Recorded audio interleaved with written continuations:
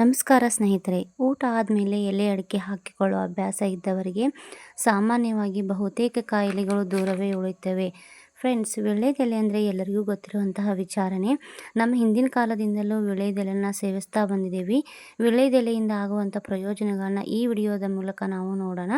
ಈ ವಿಡಿಯೋನ ಎಲ್ಲೂ ಸ್ಕಿಪ್ ಮಾಡದೇ ಪೂರ್ತಿಯಾಗಿ ನೋಡಿ. ಹಾಗೆ ಯಾರೂ ನನ್ನ ಚಾನಲ್ಗೆ ಸಬ್ಸ್ಕ್ರೈಬ್ ಆಗಿಲ್ಲ, ಪ್ಲೀಸ್ ಸಬ್ಸ್ಕ್ರೈಬ್ ಆಗಿ ಒಂದು ಲೈಕನ್ನು ಕೊಡಿ ಅಂತ ಹೇಳ್ತಾ, ಬನ್ನಿ ಈ ವೀಳ್ಯದೆಲೆಯ ಬಗ್ಗೆ ನಾವು ಈ ವಿಡಿಯೋದ ಮೂಲಕ ತಿಳ್ಕೊಳ್ಳೋಣ. ಫ್ರೆಂಡ್ಸ್, ಈ ವೀಳ್ಯದೆಲೆಯನ್ನು ಅನೇಕ ಆರೋಗ್ಯಕರ ಸಮಸ್ಯೆಗಳಿಗೆ ಉಪಯೋಗಿಸುತ್ತಾರೆ.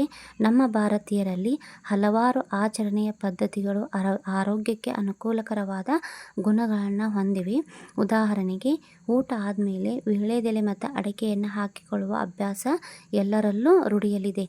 ಇದಕ್ಕೆ ಕಾರಣ ಜೀರ್ಣಕ್ರಿಯೆ ಸರಿಯಾದ ರೀತಿಯಲ್ಲಿ ಆಗಲಿ ಎಂದು. ಈ ವೀಳ್ಯದೆಲೆಯನ್ನು ಆಯುರ್ವೇದ ಚಿಕಿತ್ಸೆಯಲ್ಲಿ ಹೆಚ್ಚಾಗಿ ಬಳಸಲಾಗುತ್ತೆ. ಫ್ರೆಂಡ್ಸ್, ಈ ವೀಳ್ಯದೆಲೆನ ಸಂಸ್ಕೃತದಲ್ಲಿ ನಾಗವಲ್ಲಿ ಎಂದು ಕರೆಯಲಾಗುತ್ತೆ. ಇದರಲ್ಲಿ ಕಾರ್ಮಿನೇಟಿವ್, ಗ್ಯಾಸ್ಟ್ರೋ ರಕ್ಷಣಾತ್ಮಕ ಮತ್ತು ವಾಯು ವಿರೋಧಿ ಗುಣಗಳನ್ನು ಹೊಂದಿದೆ. ಫ್ರೆಂಡ್ಸ್, ಇದು ಜೀರ್ಣಕ್ರಿಯೆಯನ್ನು ಸಕಾರಗೊಳಿಸುತ್ತದೆ, ಹಾಗೆಯೇ ಲಾಲಾರಸದ ಉತ್ಪತ್ತಿಯನ್ನು ಸಹ ಹೆಚ್ಚಿಸುತ್ತದೆ.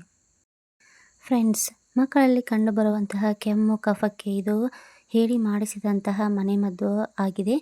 ವಾಂತಿಯ ಮೂಲಕ ದೇಹದಿಂದ ಕಫವನ್ನು ಹೊರಹಾಕುವಂತಹ ಒಂದು ಔಷಧೀಯ ಗುಣಗಳನ್ನು ವೀಳ್ಯದೆಲೆಯು ಹೊಂದಿದೆ. ಫ್ರೆಂಡ್ಸ್, ಕೆಮ್ಮು ಕಫ ಅಷ್ಟೇ ಅಲ್ಲದೆ ಸಕ್ಕರೆ ಕಾಯಿಲೆಯನ್ನು ಹತೋಟಿಯಲ್ಲಿಡಬಹುದು. ಅದಕ್ಕೆ ಕಾರಣವೆಂದರೆ ವೀಳ್ಯದೆಲೆಯಲ್ಲಿ ಕಂಡುಬರುವ ಔಷಧೀಯ ಗುಣಗಳು. ಸಕ್ಕರೆ ಕಾಯಿಲೆಯನ್ನು ಅಚ್ಚುಕಟ್ಟಾಗಿ ನಿರ್ವಹಣೆ ಮಾಡುವ ಗುಣ ಈ ವೀಳ್ಯದೆಲೆಯಲ್ಲಿ ಇದೆ. ಮಿತ ಪ್ರಮಾಣದಲ್ಲಿ ವೀಳ್ಯದೆಲೆಯನ್ನು ಆಗಾಗ ಸೇವಿಸುವುದರಿಂದ ಸಕ್ಕರೆ ಕಾಯಿಲೆಯನ್ನು ನಿಯಂತ್ರಣದಲ್ಲಿಟ್ಟುಕೊಳ್ಳಬಹುದು. ಫ್ರೆಂಡ್ಸ್, ವೀಳ್ಯದೆಲೆಗಳು ಔಷಧೀಯ ಗುಣಗಳ ಆಗರವಾಗಿವೆ. ಹೀಗಾಗಿ ಇವುಗಳಲ್ಲಿ ಮಚ್ಚೆ ಅಥವಾ ಎಲೆಗಳು ಹರಿದಿರುವುಗಳು ಇರುತ್ತವೆ. ಹಾಗಾಗಿ ಇವುಗಳ ಪ್ರಭಾವ ಅಷ್ಟಾಗಿ ಇರುವುದಿಲ್ಲ. ಸಾಧ್ಯವಾದಷ್ಟು ತಾಜಾ, ನೋಡಲು ಚೆನ್ನಾಗಿರುವ ಎಲೆಗಳನ್ನು ಆಯ್ಕೆ ಮಾಡಿಕೊಳ್ಳಿ. ಈ ವಿಡಿಯೋ ನಿಮಗೆ ಇಷ್ಟವಾದಲ್ಲಿ ಸಬ್ಸ್ಕ್ರೈಬ್ ಮಾಡ್ಕೊಳ್ಳಿ, ಒಂದು ಲೈಕ್ ಕೊಡಿ, ಹಾಗೆ ಶೇರ್ ಮಾಡಿ ಅಂತ ಹೇಳ್ತಾ, ಥ್ಯಾಂಕ್ ಯು ಸೋ ಮಚ್.